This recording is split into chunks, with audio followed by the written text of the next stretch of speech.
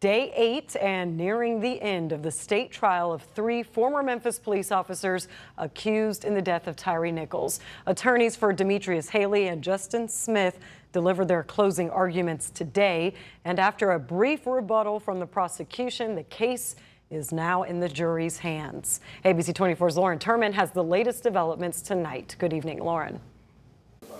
After 4.5 hours of deliberations today, it was decided that they will continue into tomorrow, so there will be no verdict that comes down this evening. However, I do want to talk to you about some of the more interesting points of the closing arguments that finished up today, specifically one of the more controversial arguments from defense attorney Martin Zumach. He is representing Justin Smith, but unlike other defense, placed much of the blame for what happened on Tyre Nichols, saying in part that Tyre made choices, including speeding, running from the police, and somehow getting 750 pounds of men off of him.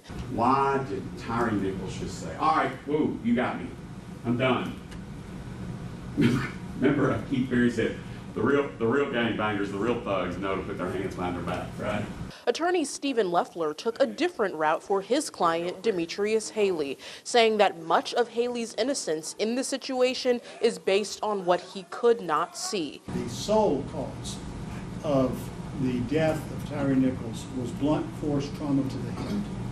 There was no point at which Officer Haley delivered any blunt force trauma. Prosecutor Tanisha Johnson delivered the rebuttal, repeatedly using the phrase smoke and mirrors to describe how the defense was portraying their client's character. If they're pursuing somebody who you believe is so dangerous, who you believe just overpowered, what was it, 700-something pounds of men?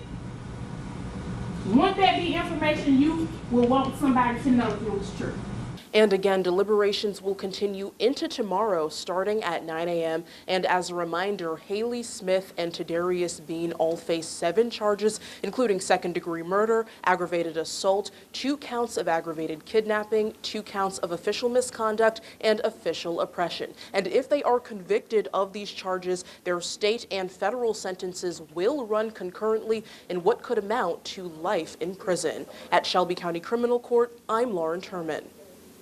To stay up to date with the latest on the trial and stream it as it happens, download the 24 Plus streaming app. It is free for Fire Stick, Apple TV, and Roku.